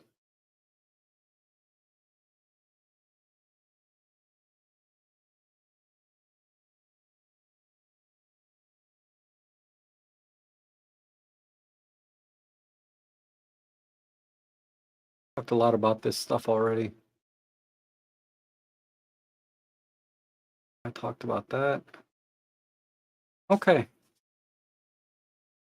So over the course of the last couple hours, I've kind of talked about hit all the points I think inadvertently by answering some of the questions. So any other questions that I can try to answer?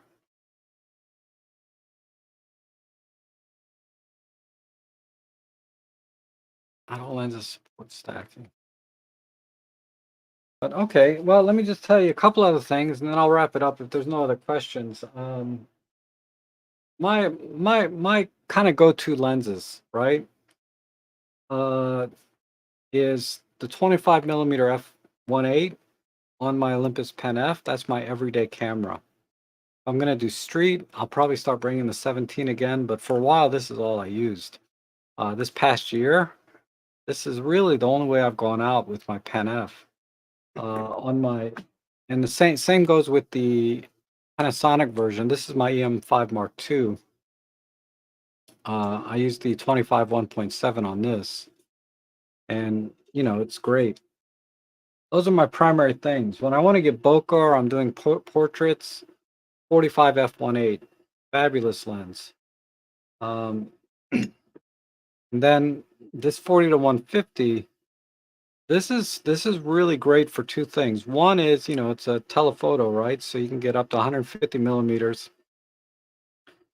It's really, maybe it's just my copy, but this is so sharp. I've had no issues with sharpness on this lens. I can't imagine what I would get with a 40 to 150 Pro lens, uh, other than more light. But in terms of sharpness and everything, this hits all the buttons. I mean, this thing is light, compact. It's not weather sealed or anything, but I got amazing images with this, and I've even used it for event photography in low light. And it's like I said, the ISO and stuff was mitigated by DxO software, and that's what I use probably 90% of the time. Now my oddball lenses, it's like this 300 f4 that uh, I use just for birding. I did a little, I did a few flowers time to time. But I ain't taking that lens out to take pictures of flowers. I can do that with my 25 millimeter just as easy. But oh, I'm sorry. One other thing about this 40 to 150 is when you add extension tubes to it, you can get really good close-up photography, and it's very easy to use. You just kind of zoom in and out until you get focus, and then you can use the autofocus in the camera to get you the rest of the way there for the tack sharp image. So extension tubes with this lens is really awesome. And you got great working distances, like this much or this much. I mean, you won't have any problems there. Just don't double stack your extension tubes. Like 14 millimeters or 16 is enough. But I've tried to stack them like a 16 and a 10 to give me a 25 millimeter or 26 millimeter distance, on the extension tubes, and the images just get too soft. Um, okay, this is another kind of oddball lens, the 75-1.8. This is one of the sharpest lenses I've ever had, if not the sharpest, other than the 300 f4. This is sharper than any other lens I own, but the focal length, I just haven't really had. Um, I can't think of too many uses for this. For the kind of photography I do every day. I've tried to take it out a few times. I've done a few vlogs with this lens, taking it out, using it as a macro, using it for nature and stuff, flower photography. The only time this lens really was perfect is when I did an event, a golfing event. I could be just far enough away from the golfers as they were swinging their club, but still get their entire body in the frame and get this beautiful rendering. Because I got a nice shallow depth of field, relative to the distance, and beautifully sharp images, and it was super fast. So in that situation, this was perfect, perfect. Uh, but everything else, I haven't really taken it out that much. Um, Now this is actually my work lens, and I've been talking about replacing this forever. This is what I use for my architectural real estate type stuff. 7 to 14 millimeter from Panasonic. Um, I bought this lens, and this is the lens that converted me to Micro Four Thirds professionally in terms of, because I used to shoot Nikon D750 with like a 14 millimeter for my real estate stuff. And after I saw the image quality from my EM10 Mark II, it was this lens and the EM10 Mark II that took me to make Micro Four Thirds professionally. And that's all I use now is now I use the OM1, or yeah, my OM1 professionally with this. Now when I take the OM1 out, it's 80% of the time it's just for work, right? Because it does video, because I got video jobs, and I put this 7 to 14 on it. But if I ever go out birding, right, and wildlife, it's the OM1 with the 12 to 40 Pro and this 300 f4. These are the two lenses I always bring with the OM1 when I go out for my personal stuff, which I need to get out more with this lens, this combination. This 12 to 40 with the OM1, this is like bread and butter. I mean, they go together perfectly. And then the kind of images and the variety of images that you can take with this combination is basically limitless. And you don't need really to buy a prime if you have this combination. Certainly, there are reasons to have a prime, but this combination pretty much do everything. A lot of people like to buy the 40 to 150 f4 or even f2.8 in combination with this, so they have everything covered. You could have everything covered in a little bag like this, right? From 12 millimeters out to 150 millimeters in one little bag. And that is kind of the beauty of micro four thirds is the compact size and weight. You can go everywhere, do everything, and get fantastic images. All of the Olympus lenses I've ever used have been really great. Even the kit lenses I really like a lot. Um, this kit lens, the 14 to 42, this is the compact motorized version. I have a little rubber lens hood on it that I like to use time to time. This one or the manual zoom variety, both, they create great images. I prefer the Panasonic 12 to 32 because it's actually sharper than either of the Olympus versions. But it's also wider at 12 millimeters, which is kind of nice. But for the most part, going out with this, you're perfectly fine. This is usually what comes with like your EM10s, right? Is this 14 to 42, either the power zoom or the manual zoom variety. And this like I've always said, kit lenses rock, In the kit lens version, this lens comes with the camera. This lens you buy between $100 and $200 depending on the deal. This plus an EM10 or OM10, what is it called? EM10 Mark IV? Or what I recommend actually is you go on the used market, you get all this, you get this, the 25 prime with these two. This Panasonic 25 prime is like 150 bucks. You'll get this with the camera and you get this for $99 used. Sometimes new one on sale, but you get a this will do everything. And this EM5 Mark II you can buy for like 200-300 bucks now. Probably closer to 400 if it's mint condition, but you can get one in extremely good condition. EM5 Mark II with these three lenses.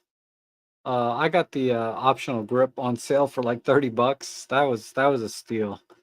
Off the Olympus, Get Olympus refurb site. They had their, spring sale or whatever. This is an amazing travel setup, and you can do everything, everywhere, anytime with this setup. So you have one prime, whether it's the 17 or the 25. I recommend 25 because it's so cheap, right? This is an excellent budget option, but it's still very fast. With these two lenses for travel, and you can do just about everything. A lot of people like the 14 to 150. I don't have that lens anymore. I traded it to get this 300. It was one of the things I traded to get this 300 f4. You could go that route. Personally, I found the 14 to 150 a little bit weak on the long end at 150 millimeters. I found this to be better.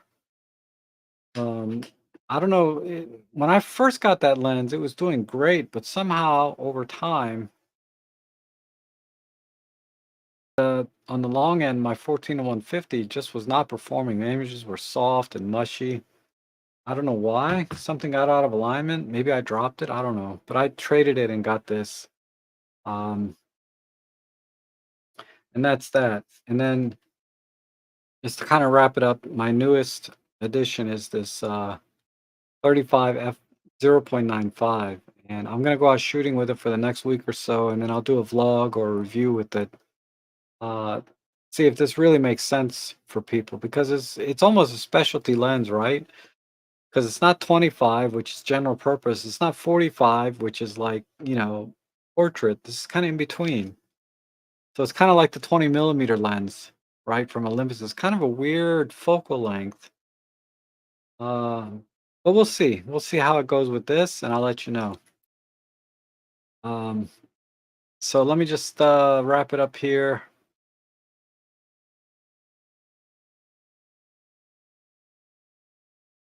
Oh yeah, the automatic lens cap is really good for the oh yeah, one lens I forgot to mention is this one. Um Kind of buried in here, but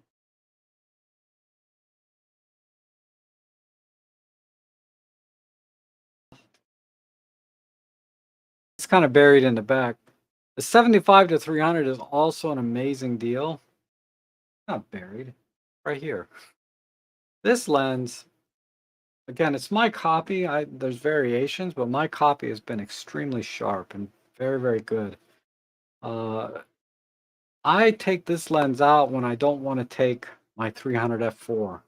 Meaning I'm not trying to get critical birding type photos. I'm not planning to come home with my best birding shot ever. I'm just going out to have fun and enjoy nature and the craft, the photography, maybe to practice, whatever.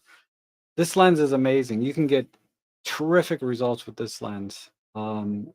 So this sells for like 400 bucks used all day long, sometimes on sale brand new for 400 bucks. Uh, but brand new without any sale, I think it's like 550. So it's still a really, really good deal for what you're getting. And the only downside to this is, it's not very fast, right? It's f6.7 on the long end. So you need to be in really good light to get the best out of this lens. But this has been a great lens, and I've tried this lens with extension tubes, and I actually licensed one of my images that I took with this lens and an extension tube of a butterfly. I actually licensed one out. They liked that picture so much, and it was with this lens. I've made money. I've made all my money back on this lens from that one license that I spent on this lens. Even more so, more than I paid for this lens. I got from that license. So that lens technically is a professional lens, right? Because I made money off it. um, Yeah, I'm not that familiar with the Panasonic lenses other than the two that I have, or three. The zoom lenses and stuff like the 35 to 100, the 14 to 140, all those things, I'm not familiar enough. Um, my guess is my rule of thumb is always buy the manufacturer lens that goes with the manufacturer, match those up. So I'll wrap it up here. Thanks everybody for coming in today. I really appreciate it. I hope you found this session useful. I tried to stay on track, but I got distracted a little bit. But you guys have been great as always, and I have some reviews coming up that I have, obligatory reviews that I have to do. But it's interesting stuff. Not to everyone. I know the audience is a little bit limited on my channel for these types of products that I'm going to be reviewing. But look for that, and also look for some more Ask Rob Trek type stuff. Always please leave questions in the comment sections. That's how I make my videos lately, is I see a question, I make a video about it. So if you can do that, that helps me. It helps you, helps me help you, so to speak, right? So you guys have a great rest of the weekend. Thanks again for being here, and we'll see you again soon.